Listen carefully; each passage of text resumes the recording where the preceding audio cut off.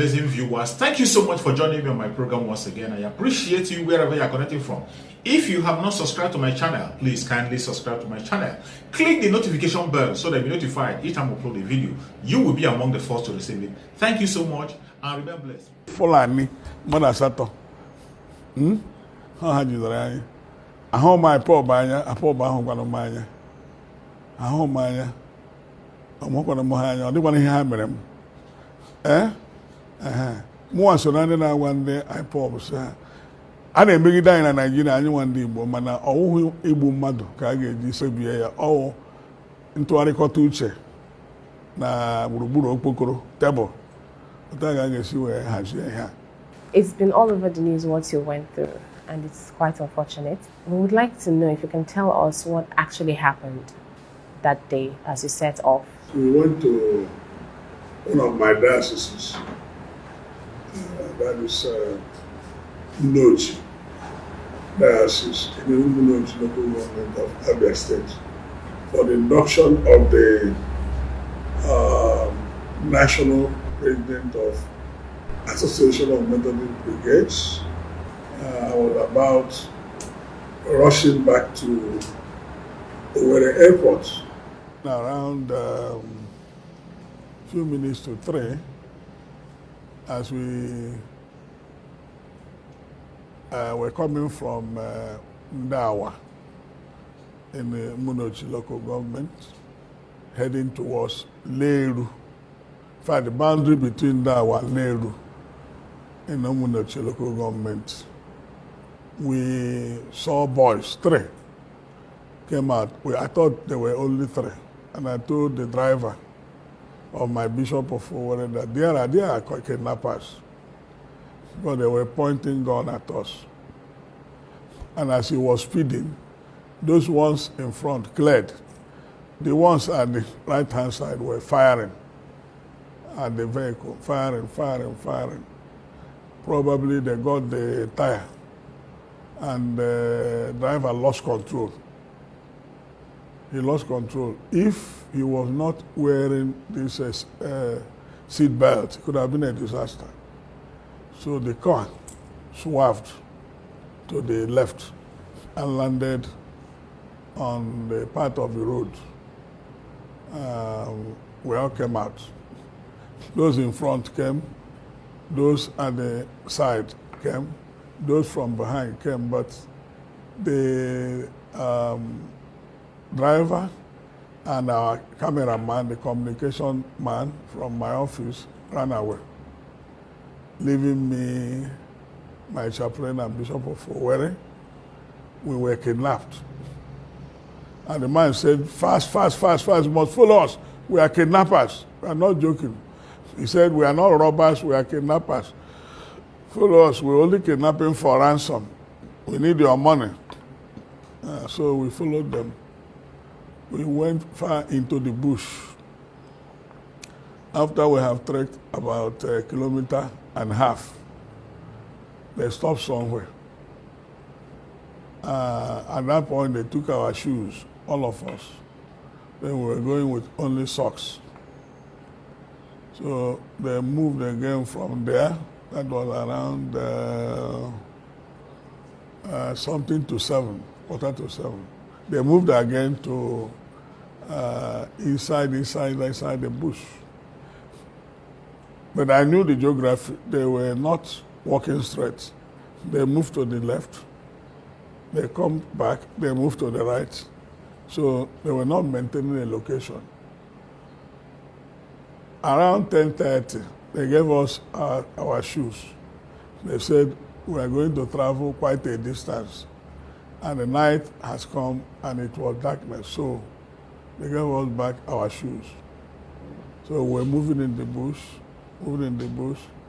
We went to another place, 11:30 dots.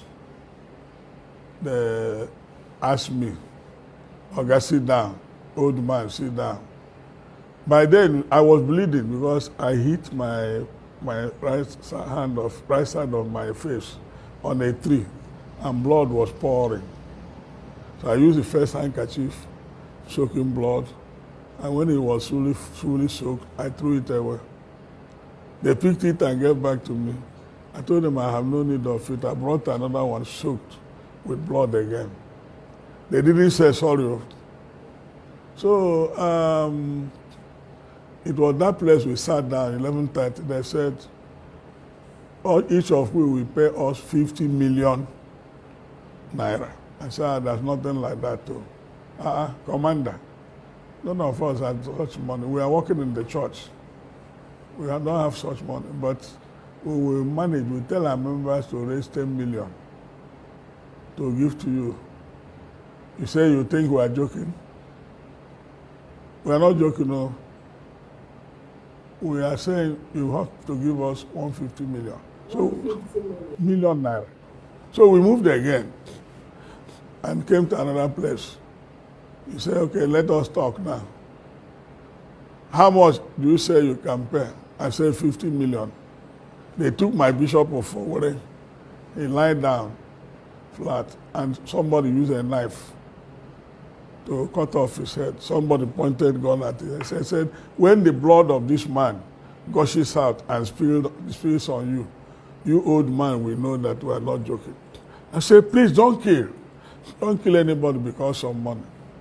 We must endeavor to tell our members to borrow money and pay you. When we recover, if we are alive, we'll find a way of also borrowing from friends or from contributions from well-meaning members of the church to pay back whatever we have borrowed. So they said I should call our man. I called our man, conference led president. I said, these people, I say we must pay 100 million. He said, can I negotiate? I said, you may try, but negotiating is not helpful at this time because we are between the blues and the deep seas. So he said, he called them and said, I'll give you 20 million. He said, okay, we'll fire you. I said, don't worry, we are going to give you 100 million. That's what we requested for. Leave us alive. They say you'll be alive provided you don't remove a kobo from 100 million. So I started mobilizing our people, calling the various officers of the church and telling them, narrating our experience to them, asking them to try to raise from here and there, borrowing from contributions, 100 million, even if it means starving our staff for the next 2 or 3 months. So fortunately, by 12 noon the following day, I called and they were hearing it. They said they had raised 80, but they're expecting some money to come in. I said, is it cash? They said yes. They said, okay, I'll call you back by 3 o'clock. So I was even dozing because I was weak. At 3, their leader called me, Oga old man. That was my name in the bush. So I woke up. Said, Oga old man, call your people. We are serious. We don't want to waste time. Meanwhile, he was wearing my other wristwatch. He took away from me, which he refused to release to me.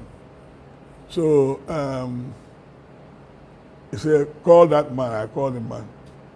And we exchanged greetings because many of my bishops and archbishops have gathered at a place. Say, how much do you have? They said, we have been able to gather 130 million. I said, okay, please, say, package 100 million for these people. The man said, Oga, old man, wait, give me your phone. I gave him. He called the man and said, go and buy 5 Ghana must go. That's what he told him. Buy Ghana must go 5. We want 20 million, 20 million, 20 million. And no money should not be led by 1 kobo. If it is led by 1 kobo, we kill this old man and the other 2 men. We are not joking. If you come from there, you see where we have dumped those who were stubborn. We have killed them and dumped them inside the gully. And there was a gully there actually. So they kill people, cut off their heads and dump them there. You saw the gully? I didn't see I saw the gully, but I didn't see the body. I didn't want to attempt to go there because it's scary. So now I asked them, how will they pay the money? They took one of our phones and started communicating with them. They called the man and said, we will tell you where to come and drop the money. So they went to us from that Ibi River, boundary between Isochi and Ihube. They came and called him.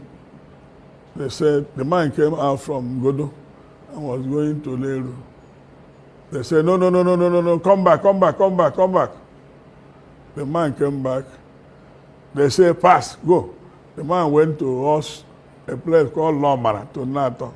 They said, no, come back. They were checking whether there were soldiers or police with them. When they saw they were not coming with soldiers and police, they now said, come. So they turned towards Old Road to Ihube from Isochi. They stopped there. Within a twinkle of an eye, motorcycles came from nowhere. Then another vehicle, a truck without plate number. They came with the vehicle. They were, after counting each bag, they threw it into that place. The counting? They were counting. They counted.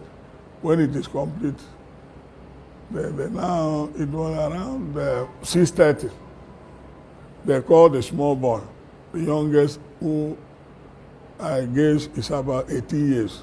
I have children, so I know the ages of children. So the boy said to me, Oga, you are lucky. You are going home. Our money is complete. So bye-bye. I said, bye-bye what? I don't know where you kept us, but I know. I'm from there. I'm from Ihube. That's my home. I was going to ask you, you know this. You seem to know the area. You're calling the names of communities. Yeah, I'm from area. I'm from Ihube. And my father worked at a NATO as a short teacher. So I know the terrain. We used to trek when vehicles were not rampant. So you were basically kidnapped and put in your backyard? I was kidnapped. In your backyard? Yes, my backyard. They didn't know I know. I didn't want to disclose it to them. So they said, where are you going to? I said, Lagos. I said, okay. When they pay me money. So the boy said we should go. I said, how do we go now? We don't know roads. He said, follow me. He took us to the side of the bush, a third road, though dilapidated. He said, follow here straight to Ihube. And he brought us to boundary where you saw goodbye from Abia and welcome to Ihube, so Imo. So he said, walk straight that third road. You get to a village square. You see people there. And that's my home, a place we call Akbugo. And we want to, so we were moving. When we have trekked for about 7 to 8 kilometers on foot, we saw motorcycles. That was conveying my bishops. 4 of my bishops used motorcycle to come and look for us. So we mounted them. So it's only me that was one person in a motorcycle. The other one were 2, 3. So they took us to where they parked their cars in front of a Catholic church. So we entered and went to the church. That was how we were set free. No 100 million, no release. So I had people saying things that were not true. No government had a hand in our release. No government. It was Methodist Church, Nigeria. I was going to that because we spoke to some state governors in the Southeast. Some of them said, other states said immediately he heard about your captivity that he swung into action, and they would ask the police. The police said that they released men to come after you. But you say that no security official helped. But is that really true? I didn't know what happened outside the bush. I was in the bush. I didn't know what happened. But the people said if they saw any policeman or gun, they will instruct the 2 boys in the bush to kill us. So that boy said, you are lucky. you behaved, you cooperated, no policeman, no disturbance, so we are taking our money, you can go. But I was told that as the men who delivered the money were going, they saw some policemen from nowhere in uniform asking them, did you pay ransom? They didn't talk to them. How much did you pay? They didn't talk to them. They said there was one man who introduced himself as director of state security. Another man introduced himself as director of military intelligence. Another man said he was the officer commanding the mobile squad. They saw them. They refused, because of what I told them, they refused to tell them that they released ransom. So they only met them there, and one of our men called the commissioner, so please let their men go, that they don't need them at this time. But when I spoke with Governor Ikweazu, when I had returned, I was at Damgrade Hotel, Omaya. Ikweazu called me and said, congratulations, we heard that you have been released. My political associate said you have been released. However, we sent people. I said, I didn't see anybody. I didn't see anybody you sent.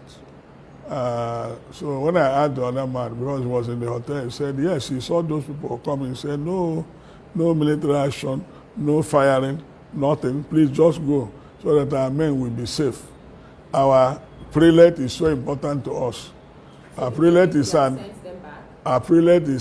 national and international figure, so we don't want any exchange of fire. They say, okay, they have identified the place, the location, that they will come after them the next day. That was, is it Monday or Tuesday? They will come after them yesterday. I don't know whether they went or not. My question is, how did they profile you to pay you 50 million naira per person? Were you dressed in your... I was wearing my DB uniform. I was wearing my collar. But if you see a big man, you will know. You can differentiate a big man from a poor man. Without being told, you will know. So they knew that I was somebody in the society. Moreover, they looked at my passport with visa. And I had UK visa for 10 years. It's not an ordinary person that gets UK visa. They studied it. Not an ordinary person that the highest UK can give you 2 years visa. They renew it every 2 years, but I was given 10 years straight visa. So I can travel and come back. I also have a US visa 5 years. So they saw it. And one of them was, I think, was somehow educated. So he calculated that this man must be somebody in the society. But he said that you're a big man in the church. You are a man Christian. That if I were a politician, they would collect the money and kill me. My man had it. But that the thing that saved me was that I was not a politician. That if they see Buhari or his men, politicians, they will kill them, because that they are causing all the problem young people are having in Nigeria. Even though the young man said his father was a Sudanese who lived at Omaya. My father was on cow trade.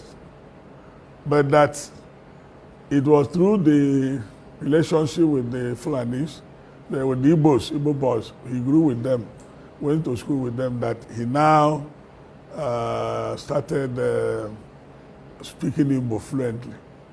So they spoke Igbo too? Yes, that yellow one spoke Igbo. Okay, sir, you don't look like what you've been through. How are you coping emotionally? Part of our training, when we were trained as ministers, sometimes we go on what we call endurance trek. Endurance trek. Normally I lecture at them, the white people. They will take us from Umuahia to Ohafia on leg, on foot. We will trek back. Sometimes we'll be, quite a distance. Sometimes they put us to rigorous things. They trained us how to have emotional intelligence, emotional, what they call emotional stability, and what they call mind tranquility. So if the whole world is collapsing, you have what we call the peace that passeth all understanding. Your mind will be calm. So if the doctor that examined me, when he came panicking, the director of Federal Medical Center, he marveled. He showed that because my BP was just 130/80. He said, why your BP is normal? After all this, I said, yes, I have stabilized my mind. And I equally said to God, forgive all my sins. So if this is the end, should not, God, don't allow me to suffer in hell. Just like Jesus, that man said, they said to Jesus, remember me in your kingdom. And Jesus said, today you rest with me in paradise. I was prepared to go to die and go to heaven.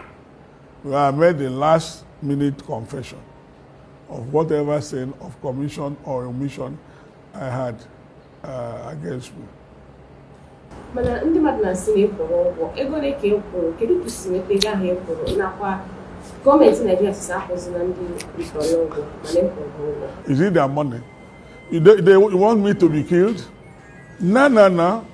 I should not be killed. Please. If anybody can free himself, it's not their money. Exactly. It is the church. We didn't ask government to give us money. Look at people that are demanding for 100 million or so. Since after the train incident, they are inside the bush. When they kill them, they say it's the will of God. What will of God? For me, I believe in what Jonathan said. Jonathan said, my ambition is not worth a drop of the blood of any Nigerian. So people may be callous about human life. In fact, I said that the purpose of government, the sole aim of government is to protect lives and property. That's security. Any government that fails in security has failed. It's a failed government. I want to actually menwe nde mmadụ abụọ nde mmadụ unu na-akpọ n'osisi oyibo 2 million. Ofu onye kwụọ iri naira ise naira iri ise were gbakọ 50 million ịtụgharịa ya ọ ga-enye gị 100 million.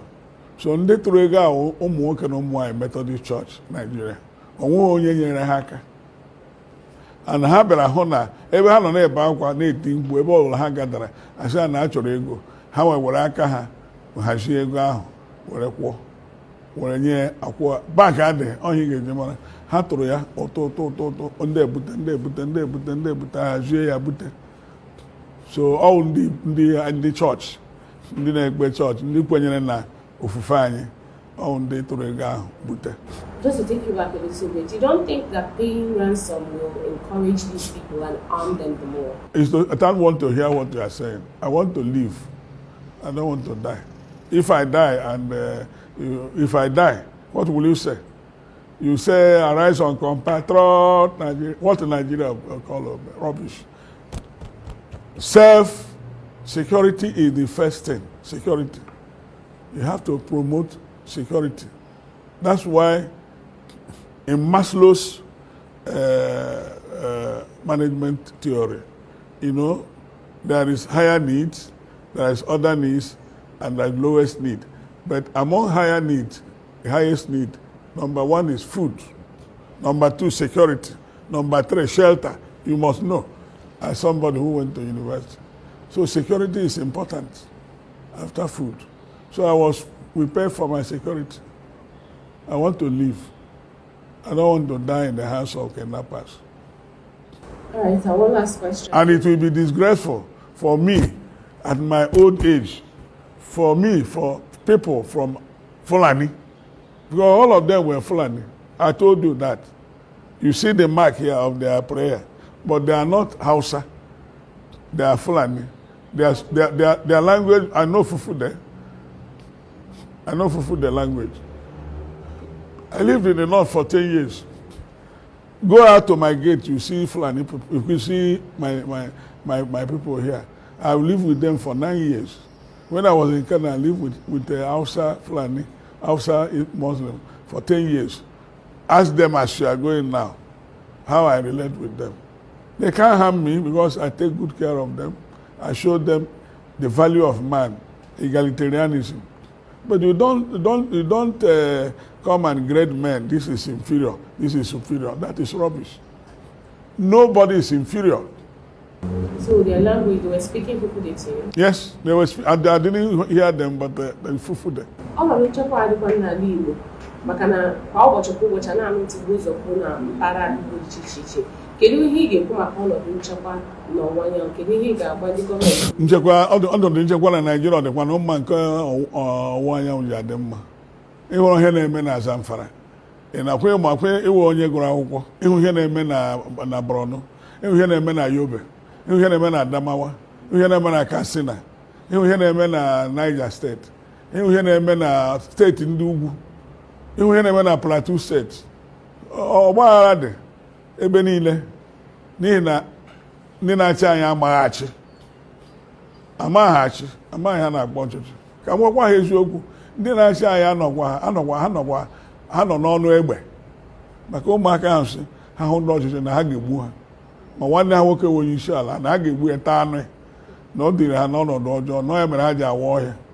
So if you could go through this as a high-profile person in the society, what happens to the common man? The common man, now some of them have been there in the kidnappers them for 10 months, 12 months, 15, because they don't have money. Yeah, the money is what they are looking for. You give them money, they release you. And government is not giving them the money. So how can you say you will not pay money, but you will not protect your people? So the best thing is to clear the bush of all these people so that people can walk through it. Okay, you know that around the Sochi where we went, they kidnap people around Omako. Earlier they kidnapped people where they kidnapped us. So kidnapping is going on there. Sort of video. This man, wow, this entire wow. Tu sulu camion fisega. Ena? Why yo? Alena de wala ena. Al tumjai no. Alena de? Etnen yom. 2 days.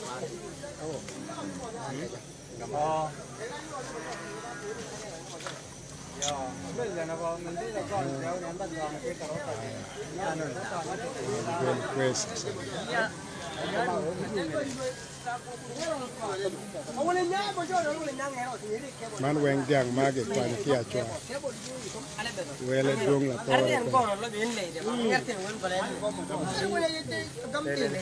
Sauro da. Ulo an sauro man ko.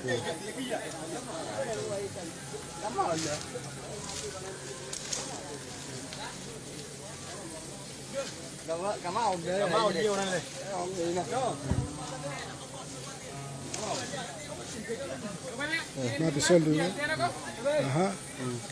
Sebentar mana? John mana?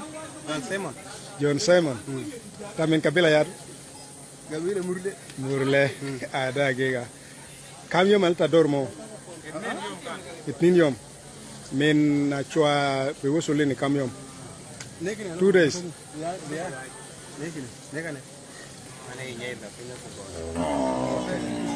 Oh, pues. Tayo no kamsena. De. Lisa, de kano jena suker. Agiga. Ma batala. Kwesa na soro. Fini tabayan baden.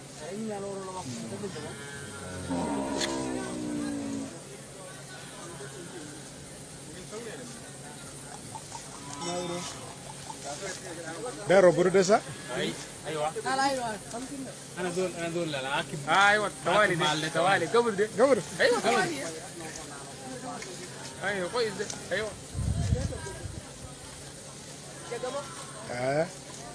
Kami kuri. Kami kumanyo. Aywa. Ana ma ko tunga no. Ha ko buru burun.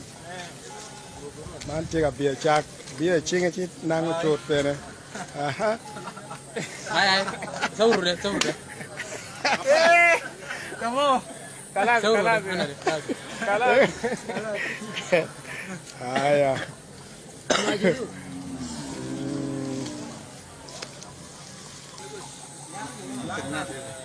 This one.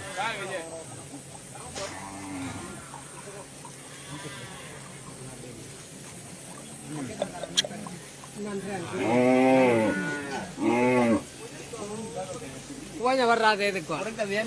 Kamano ngol banjodiu. Tengok lekep. Uji tin kedina. Saka me kalama. La marak pala. Ore marak ko yon. Aywa.